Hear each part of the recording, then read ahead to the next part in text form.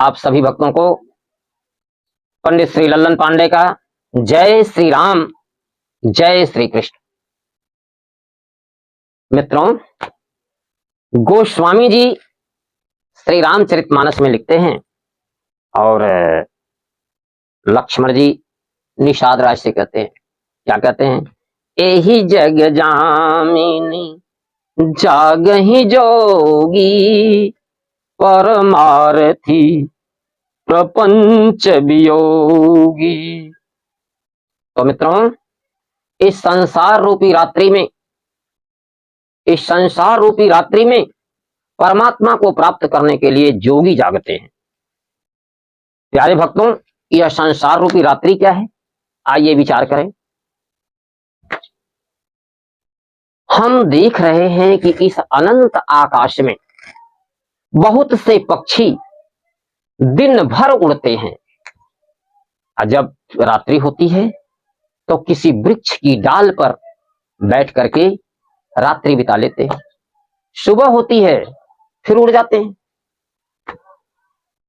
तो प्रभु जय श्री कृष्ण।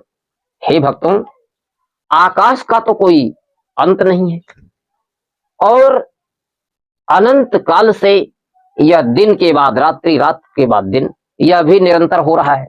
इसकी भी कोई गिनती नहीं। अब यह बेचारे पक्षी जो इस अनंत ब्रह्मांड में निरंतर उड़ रहे हैं, इनके उड़ने का अंत कब होगा? यहां हम ये विचार करें कि ये पक्षी हैं कौन? ईश्वर अंश जीव विनाशी। गोस्वामी जी श्री रामचरितमानस में क्या लिखे हैं? ईश्वर अंश जीव विनाशी। यानी यह जीव, ये पक्षी ईश्वर के अंश है, ईश्वर से चले हुए हैं और इस अनंत ब्रह्मांड में निरंतर उड़ रहे हैं। तो मित्रों, हम कौन हैं? हम भी इन्हीं पक्षियों की भांति। हम चले तो हैं परमेश्वर से, और चले कब? जब सृष्टि का आरंभ हुआ। पर आज तक हम कहां जा रहे हैं यह हमें पता नहीं चला। हम पक्षियों की भांति इस अनंत आकाश में उड़ते रहे हैं। कैसे? अब हमारा विश्राम कब होगा हमें पता ही नहीं है कि हम जा कहां रहे हैं। उड़ रहे हैं बस, इस जन्म इस वृक्ष से उस वृक्ष, उस वृक्ष से उस वृक्ष, इस जन्म से उस जन्म, उस जन्म से उस जन्म। अब आगे लिखते हैं, मोह निशा सब सो अनिहारा, देखिए सपन अनेक प्रकार। तो देखिए, हम भी उन पक्षियों की भांति हैं जो आकाश में उड़ रहे हैं। हम इस जन्म से उस जन्म, उस जन्म से उस जन्म तक इस संसार में भ्रमण कर रहे हैं।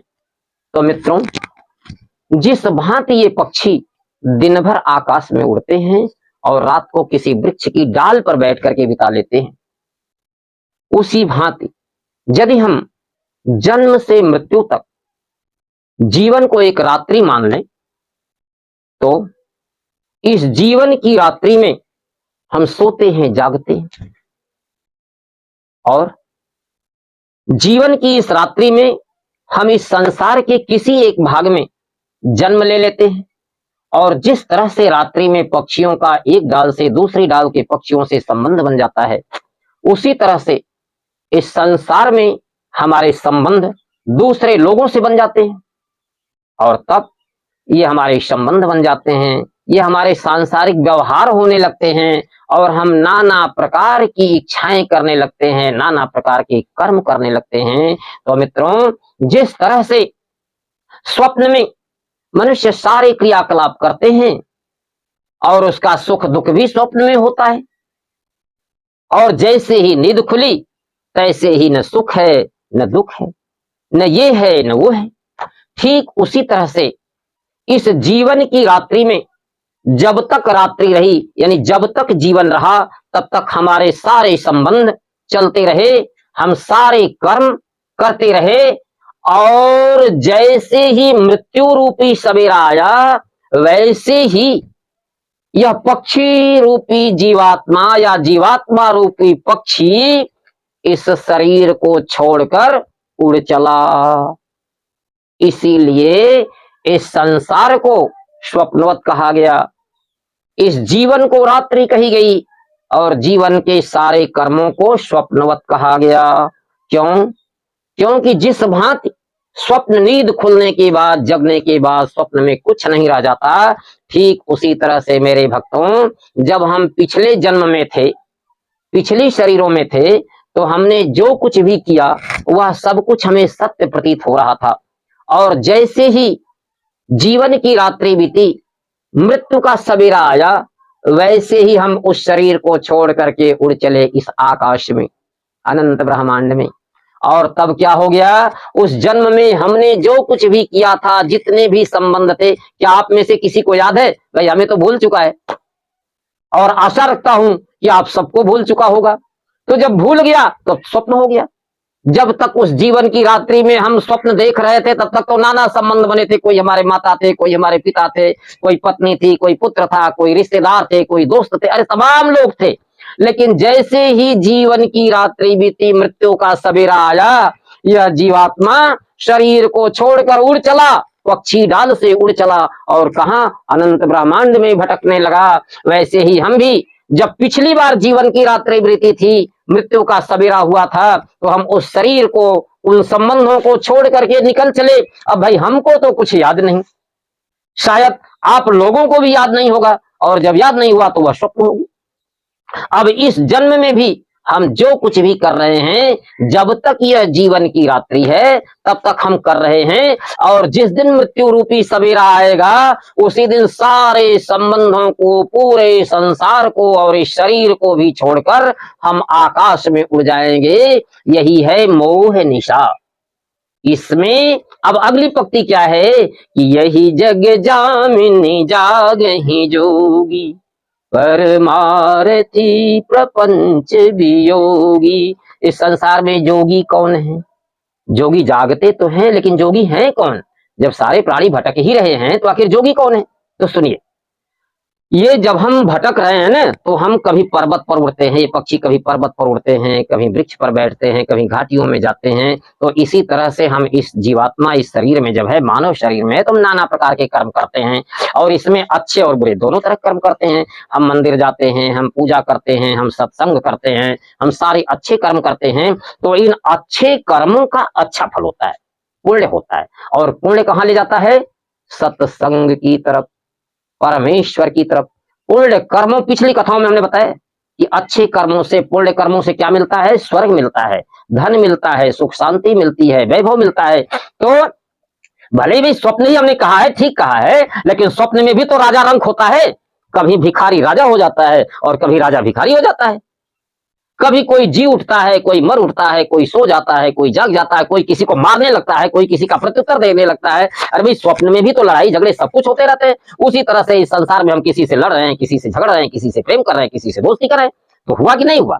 अब जब नींद खुल जाएगी, यानी मृत्यु का सवेरा आएगा, तो हम उड़ चलेंगे और यह सारी बातें स्वप्न की तरह से भूल जाएंगी। तो मित्रों, अब इस जन्म में, इस संसार में, मान लो हम एक पक्षी हैं, हम एक जीव हैं, हम एक मनुष्य हैं, हमने बहुत सारे अच्छे कर्म किए। हम मंदिर में पूजा करने गए और बाबा को बहुत बढ़िया दान धर्म किए, वहां बहुत सारे लोगों ने सबको भोजन कराए, सब अच्छे अच्छे काम किए, अब सारे लोग खुश हो गए। अरे भाई, बहुत से कुत्ते हैं, बिल्ली हैं, उनको भी हमने सब बांट दिया, वो भी खाए पिए। तो भाई, जो भी खाएगा पिएगा हमारे समीप आएगा, हमसे अच्छी बातें करेगा। और इसी में मान लीजिए कोई ज्ञानी पुरुष भी हमें मिल गया, कोई हमारे जैसे बाबा मिल गए आपको। तो उन्होंने क्या कहा? बच्चा एक काम करो, क्या? ओम नमो भगवते वासुदेवाय का एक माला जप लेना। तो आपने कहा, बाबा जी एक माला जपने में कितना टाइम लगेगा? अरे भाई 15 मिनट। अरे बाबा, इतना टाइम तो नहीं मिल पाएगा, थोड़ा कम कर दीजिए। अच्छा भाई ठीक है, आधा माला जप लो। क्या बाबा, कुछ और कम नहीं हो सकता है? अच्छा भाई ठीक है, 21 बार कर लेना। हाँ बाबा, ही हो जाएगा। अब क्या हुआ कि आपने मान लिया कि हाँ बाबा, ओम नमो भगवते वासुदेवाय, इस महामंत्र का जप हम 21 बार कह लेंगे। अब हमने कहा, बाबा कैसे गिनेंगे? भाई माला जब, बाबा ये तो भूल जाएगा। ठीक है, अंगुली पर कर लेना। बाबा ये भी भूल जाएगा। अच्छा एक काम करो, 21 तो चना गिन करके एक कटोरी में रख लो और इस कटोरी से उस कटोरी। हाँ हाँ बाबा, ये हो जाएगा। अब आप दूसरे दिन आए और हाल जल्दी जल्दी नहाए धोए, क्या बाबा ने कहा है कि 21 बार ओम नमो भगवते वासुदेवाय करना है। देखिए, श्रद्धा कैसे उत्पन्न होती है और कैसे संत महात्मा लोग लोगों का कल्याण करते हैं, इस बात को देखिए। आपकी रुचि कहाँ है कि गए भगवान को काली माई को करैया चढ़ाए और बाबा हमारे लड़के की नौकरी लग जाए, हमारे लड़के की शादी हो जाए, हमारे बहू को बेटा हो जाए। आपने इतना करैया जितना चढ़ाया, माता काली की पूजा किया, उससे ज्यादा तो आपने मांग लिया। आप मंदिर में गए, अगरबत्ती जलाते जा रहे हैं, जल्दी जल्दी दिखाते जा रहे हैं और जय भगवान जितनी बार आपने नहीं कहा उससे ज्यादा तो आपने कह दिया मेरा घर बन जाए, मेरा मुकदमा जीत जाए, मेरी परीक्षा पास हो जाए। भगवान भी सुनते सुनते थकते नहीं, क्योंकि पिता जानता है कि पुत्र तो अज्ञान में है, अरे कम से कम कुछ कह तो रहा है। तो इसलिए जब आप भगवान से कहते हो तो भगवान सुनते हैं और हंसते हैं कि ठीक है अब चल पड़ा है सही राह पर, धीरे धीरे सुधर जाएगा। अब क्या हुआ कि आपकी इच्छा तो उधर है, इधर हमारे जैसे बाबा जी मंदिर पर बैठे हुए, इन्होंने कहा बेटा 21 बार कर देना। तो अब 21 बार जब आपने ओम नमो भगवते वासुदेवाय का जप किया तो इस जप में दूसरा कुछ नहीं कहना है। अब आप कुछ नहीं मांग पाए भगवान से। इधर क्या हुआ भाई, ठीक है आपने ये सोचा कि बाबा जी कहे हैं, गुरु जी की आज्ञा है, 21 बार ओम नमो भगवते वासुदेवाय करना है, और आप जल्दी जल्दी नहाए धोए पूजा पाठ किए और एक तरफ बैठ गए। बच्चा परेशान कर रहा है, बीबी परेशान कर रही है, घर वाले 13 काम है, इसलिए आप एक तरफ हट गए और एक तरफ किसी गली कुची कोली में बैठ करके आपने जल्दी जल्दी शुरू किया ओम नमो भगवते वासुदेवाय, ओम नमो भगवते वासुदेवाय, ओम नमो भगवते वासुदेवाय, ओम नमो भगवते वासुदेवाय। आपका मंत्र मान लीजिए 15 तक पहुंचा और तब तक इधर आपके बच्चे ने टीवी चालू कर दी और टीवी में क्या हुआ मित्रों, वो छमाछम पिक्चर का बाजा बन रहा है, वह ट्यून। अब उधर तो ओम नमो भगवते वासुदेवाय जल्दी जल्दी कर रहे हैं और ध्यान किधर भटक गया, उस पिक्चर के छमाछम ट्यून में। अब आपने कहा अरे कितना हुआ, जल्दी जल्दी ये भी पूरा कर दे। अब आपने जल्दी जल्दी, आधा मन टीवी में है, आधा मन बच्चे में है, आधा मन घर में है, आधा मन ऑफिस में, आपने 21 बार पूरा किया। क्या जला बाबा जी तो हर कहल हो गया और आपने 21 बार पूरा करके जल्दी जल्दी आया और कटोरिया का चाना भगवान के रखे रहे कि जय भगवान की हो गया काम छुट्टी। मित्रों देखिए अभी श्रद्धा तो नहीं होती बन हुई आपकी, लेकिन बाबा जी के वचनों में जो विश्वास हुआ इसका अनंत फल है। माता पिता गुरु संत और महात्मा की वाणी का यदि आप आदर करते हैं, उनका पालन करते हैं तो उसका अथाह फल होता है। अब आपने बाबा की आज्ञा मानकर ही सही 21 बार ओम नमो भगवते वासुदेवाय का जप। धीरे धीरे क्या हुआ, अब इसका पुण्य फल होगा, आपका मन शांत होना शुरू करेगा, आपके बिगड़े काम स्वतः बनना शुरू होंगे। जैसे हमने एक कथा कहा है कि धन कहाँ रहता है, लक्ष्मी कहाँ रहती है, पिछली कथाओं में पर सुन लीजिए। तो उसमें हमने बताया है कि जो स्थिर हैं, जो भगवान की शरण में हैं, जो भगवान के भक्त हैं, उनका कल्याण स्वतः होता है। जब आप भगवान के नाम को लेना शुरू किए तो आपका कल्याण शुरू हो गया, आपके बिगड़े काम धीरे धीरे बनना शुरू हो गए। अब आपकी श्रद्धा उत्पन्न हुई, अब दोबारा आप स्वयं जाएंगे और बाबा जी के पास है, महाराज जी हमारा बड़ा कल्याण होगा, और कौन उपाय बताओ बाबा। तो बाबा ने कहा बच्चा ऐसा करो कि शाम को भी 21 बार कर लिया करो। तो अब आप जल्दी जल्दी नहीं कहते हैं, अब आप प्रेम से कहते हैं कि जब से हम 21 बार भगवान का जप ले, बाबा जी के यहाँ गए 21 बार जपते हैं तो हमारा कुछ कल्याण हुआ, अब शाम को भी जपेंगे। अब इस तरह से मित्रों धीरे धीरे आप सत्संग की राह पर चल पड़े और भगवान की बिना इच्छा पूजा करना शुरू कर दिए, ज्ञान खुलना शुरू हो गया। तो भगवान क्या कहे हैं, चौथे अध्याय में भगवान गीता के कहते हैं कि नहीं ज्ञानेन सदृशम पवित्रम इह विद्यते तत्स्वयं जोग संसिद्धिम काले नात्मनि विन्दति। यह जो हर जन्म में ज्ञान के समान पवित्र करने वाला इस संसार में दूसरा कुछ नहीं है, और हर जन्मों में जो ये थोड़ा थोड़ा ज्ञान संचित हो रहा है आपके, यह एकत्र हो रहा है और योग की वृद्धि में यह एक दिन बहुत हो जाता है, और जैसे जैसे ज्ञान बढ़ता जाता है वैसे वैसे भक्ति बढ़ती जाती है और वैसे वैसे इच्छाओं से वैराग्य होने लगता है। और एक समय वह आता है जब आप जान जाते हैं इस ब्रह्म तत्व के रहस्य को, मान लीजिए पूरा नहीं जाने, कुछ प्रतिशत जान लिए, तब आप सजग जोगी होते हैं। पूर्ण जोगी नहीं, वह जोगी जो जानने का प्रयास कर रहे हैं। तो यही जग जामिनी जागहि जोगी, इन अनंत जीवात्माओं में से ही कुछ लोग जो धीरे धीरे ब्रह्म तत्व की तरफ चल पड़े, सत्संग की तरफ चल पड़े, उनका ज्ञान धीरे धीरे खुलने लगा और उस ज्ञान की प्राप्ति में उन्हें कुछ ज्ञान हो गया और वो सजग हो गए। अब हर जन्म में वह अपने को श्रेष्ठ करने का प्रयास करते हैं और निरंतर बढ़ते हुए जन्मों जन्मों के संस्कार से जब ज्ञान पूर्ण होता है तो हम परम पद को प्राप्त कर लेते हैं। प्रेम से बोलिए।